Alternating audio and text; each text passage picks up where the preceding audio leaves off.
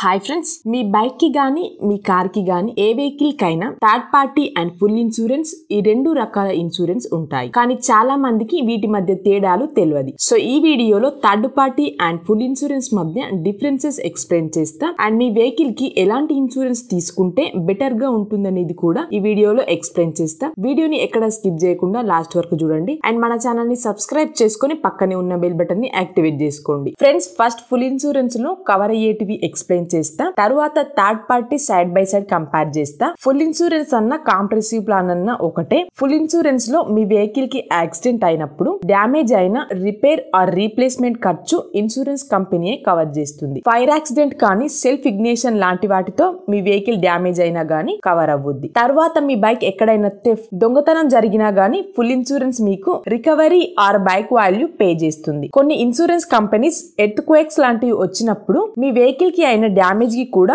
Coverage అనేది provide చేస్తుంది. And me vehicle ద్వారా థర్డ్ పార్టీకి అంటే ఆపోజిట్ పర్సన్ కి గానీ ప్రాపర్టీకి గానీ మీ వెహికల్ ద్వారా జరిగిన డ్యామేజ్ కి కూడా ఇన్సూరెన్స్ కంపెనీయే కవరేజ్ ప్రొవైడ్ చేస్తుంది. సో మీ మీద అవతలి వ్యక్తికి చేసే పెనాల్టీ బర్డెన్ అనేది ఉండదు. ఆపోజిట్ పర్సన్ కి ఓన్లీ డ్యామేజే కాదు, ఇంజూరీ అయినా డెత్ జరిగిన కవరేజ్ అనేది ఫుల్ ఇన్సూరెన్స్ పాలసీ ప్రొవైడ్ చేస్తుంది. అండ్ మీరు కూడా అంటే వెహికల్ కి ఫుల్ ఇన్సూరెన్స్ తీసుకునే పర్సన్ కూడా ఫుల్ ఇన్సూరెన్స్ తీసుకునే ప్రాసెస్ లో పర్సనల్ యాక్సిడెంట్ కవర్ యాడ్ చేసుకోవాలి. ఇది యాడ్ చేసుకుంటేనే మీకు వెహికల్ యాక్సిడెంట్ లో ఇంజూరీ ఆర్ ఏదైనా జరిగిన ఇన్సూరెన్స్ అనేది కవరేజ్ ప్రొవైడ్ చేస్తుంది. అండ్ థర్డ్ పార్టీ పాలసీలో చూసుకున్నట్లయితే మీ వెహికల్ ద్వారా థర్డ్ పార్టీకి అంటే ఆపోజిట్ పర్సన్ కి ఇంజూరీ ఆర్ డెత్ జరిగితే మీరు తీసుకున్న ఇన్సూరెన్స్ కంపెనీ వాళ్ళకి కవరేజ్ ప్రొవైడ్ చేస్తుంది. అంతేకాకుండా మీ వెహికల్ ద్వారా ఆపోజిట్ ఉన్న ప్రాపర్టీని ఏదైనా డ్యామేజ్ జరిగినా గానీ ఇన్సూరెన్స్ కంపెనీ కవరేజ్ ప్రొవైడ్ చేస్తుంది. సో ఇంతకు మించి థర్డ్ పార్టీ ఇన్సూరెన్స్ అనేది మీ వెహికల్ కి మీకు ఎలాంటి కవరేజ్ అనేది ప్రొవైడ్ చేయదు. కొంతమంది థర్డ్ పార్టీ ఇన్సూరెన్స్ లో పర్సనల్ యాక్సిడెంట్ కవర్ యాడ్ చేసుకొని ప్రీమియం తీసుకుంటారు.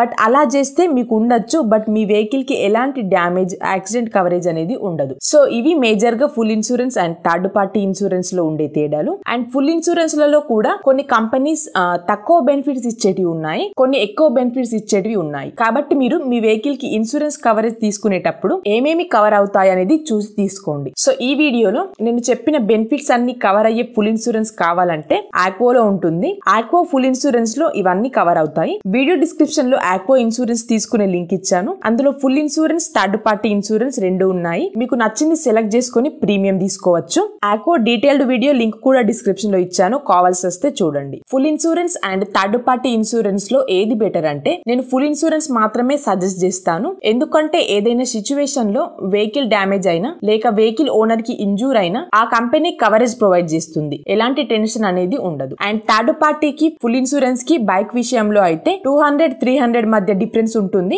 ఒక సంవత్సరానికి. అది పెద్ద డిఫరెన్స్ కాదు కాబట్టి ఫుల్ ఇన్సూరెన్సే మాక్సిమం తీసుకోండి. అండ్ ఫుల్ ఇన్సూరెన్స్ తో పాటు పర్సనల్ యాక్సిడెంట్ కవర్ కూడా కంపల్సరీ యాడ్ చేసుకోండి. సో బైక్ ఓనర్ కి మాత్రమే పర్సనల్ యాక్సిడెంట్ కవర్ అనేది వర్తిస్తుంది. సో ఇది ఫ్రెండ్స్ కంప్లీట్ వీడియో. ఇందులో ఏమైనా డౌట్స్ ఉంటే కింద కామెంట్ చేయండి. అండ్ మరిన్ని ఇలాంటి యూస్ఫుల్ వీడియోల కోసం మన ఛానల్ ని సబ్స్క్రైబ్ చేసుకొని పక్కనే ఉన్న బెల్ బటన్ ని యాక్టివేట్ చేసుకోండి. Thank you for watching. See in the next video. Jai Hind.